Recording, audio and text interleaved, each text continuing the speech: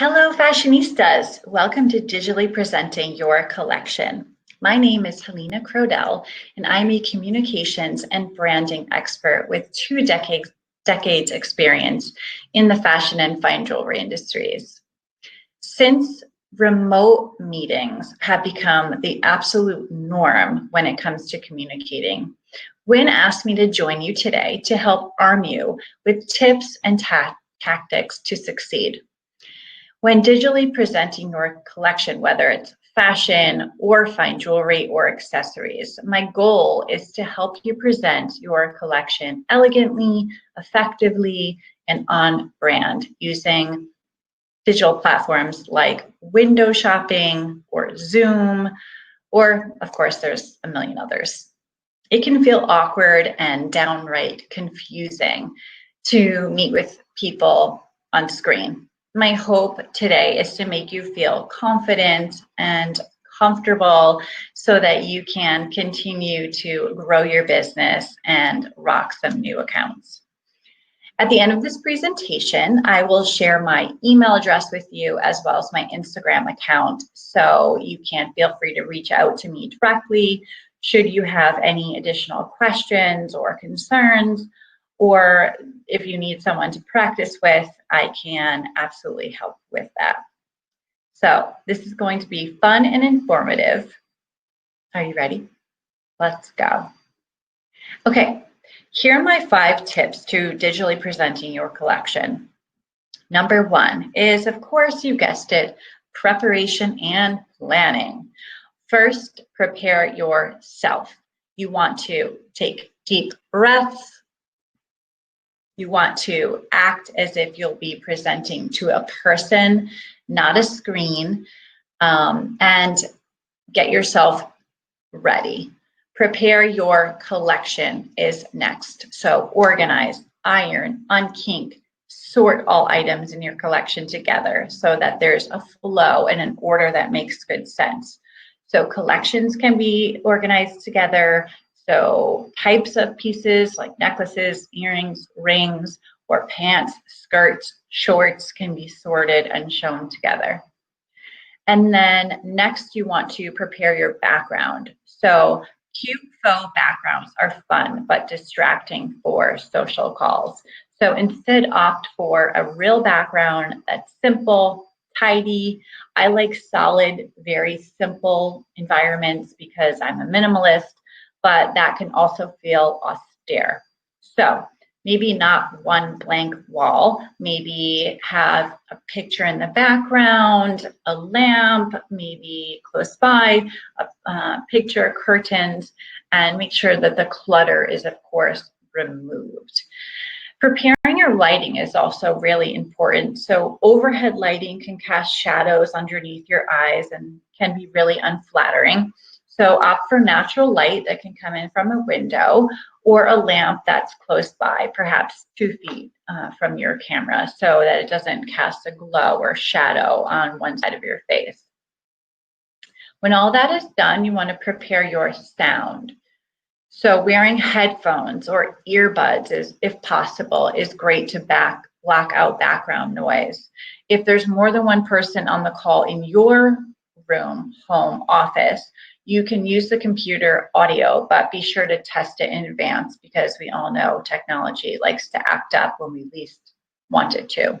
Which brings me to the next category, which is preparing your technology. So turn off alerts. Place devices on airplane mode. Be sure that your device is fully charged so it doesn't die in the middle of your meeting. Make sure your phone is charged if you are going to use that device. And then prepare your desktop. So if you plan to share images or a presentation or any desktop files, they want to be neat and organized so that you can preload them, have them all ready and accessible, have them be available with one click. You don't want to waste people's precious time searching for a file because we all know how frustrating that can feel. And then prepare your seating. So you want to be in a chair without a high back, that's not too low because you don't want to look hunched over. You also don't want to be on a rolling chair so that you can be rolling around making the other person seasick. And you want to sit up straight, keep your posture straight. Doesn't have to be too stiff, but you want to make sure that you're sitting up properly. And of course, your mom would be very proud of me telling you that. Last is do a run through. So you want to test all of the above elements by opening up your camera or opening up a test zoom to see what everything looks like on the screen. Sometimes you think that your camera is only picking up your face, but you see dirty laundry in the background or other kinds of things that are unsightly.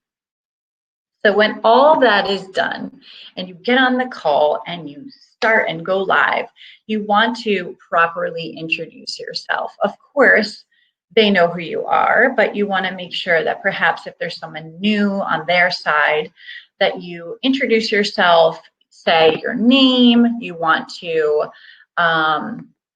introduce your company, you want to state your brand name clearly. A lot of people get my name wrong. It's Helena, so I get 1,000 pronunciations. Then you want to tell them the duration of the call. So this will help keep people's attention when they know what to expect. So if you tell them this is a 20-minute presentation, if you wouldn't mind, please putting your phone on silent, or if you don't even want to say that, you can simply state how long the presentation will be so that they know emotionally how long to prepare. So next, this is the most important part. You want to share your elevator pitch. We all know what that buzzword is. Explain your brand, your consumer, your POV, which is your point of view. Tell the listener the problem that you will solve for their business. So what will this require? Of course, more research and preparation before the call. This is no small task because you want to make sure you get the name of the store, their location, their merchandise assortment, the average price of the items that they do already sell, and perhaps even the other brands that they sell so that you can understand how your product might fit into their existing product assortment. It's hard to pitch a company and have them want to pick up your brand if they carry 5 of other competing similar brands and they just don't have a reason why to start working with you. So you need to give them a great reason. Next is style yourself in the way that you want your brand to be worn. So be selective about what you wear. Obviously, you're fashionistas, so you want to present yourself as such. Large patterns, shapes, dots, stripes, not good.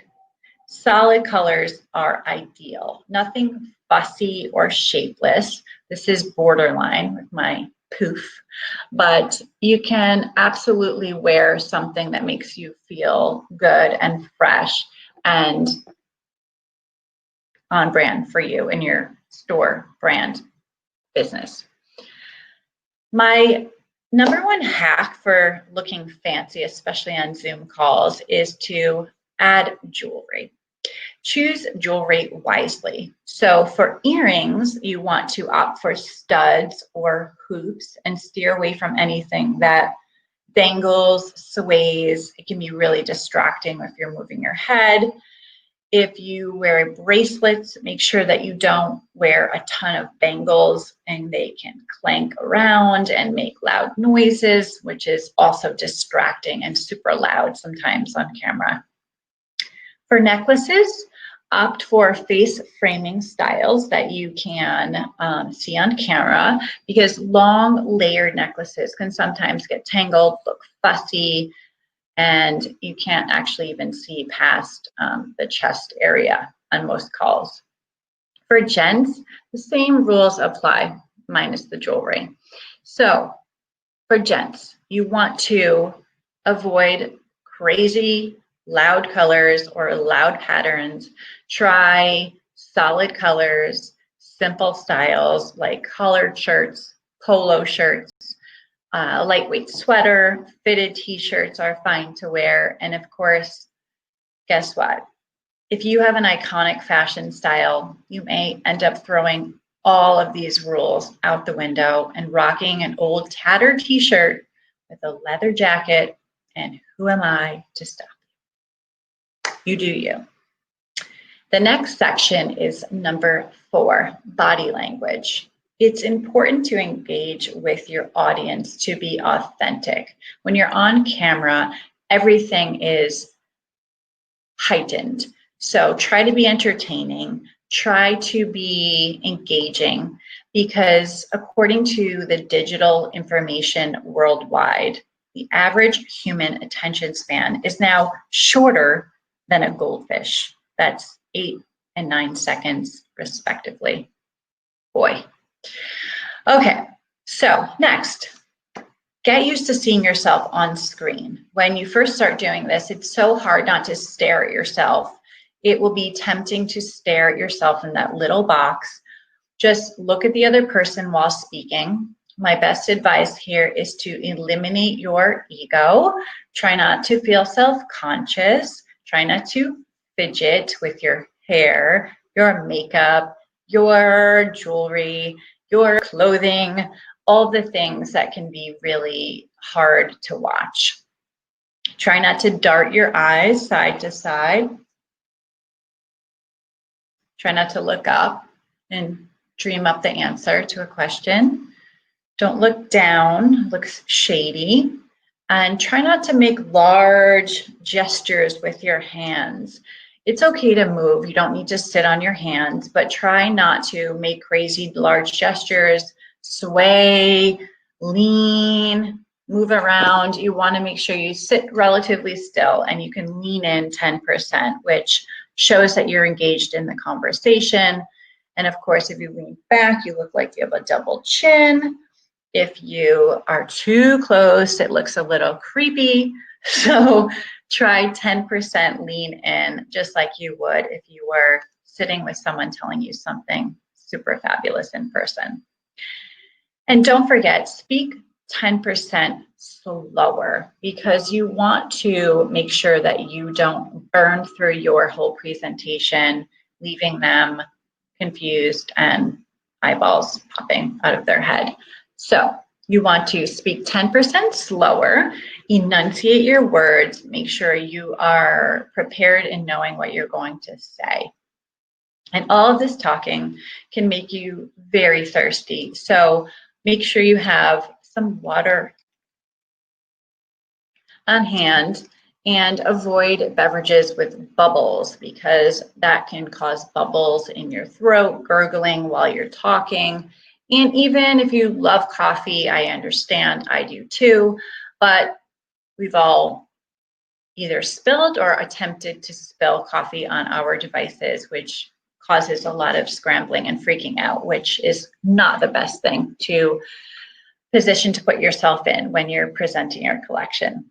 So presenting your collection in sound bites is ideal, creating short, smart, savvy nuggets of information about your brand and your collection. So select your 7 best pieces, have 7 more ready so that you don't overwhelm people, and have the collection ready and reachable. So clothing can be on a beautiful rolling rack near you or folded in front of you if you have a table. Accessories can be on forms, bodice forms, or laying flat on the table as well. And you want to show each item very carefully.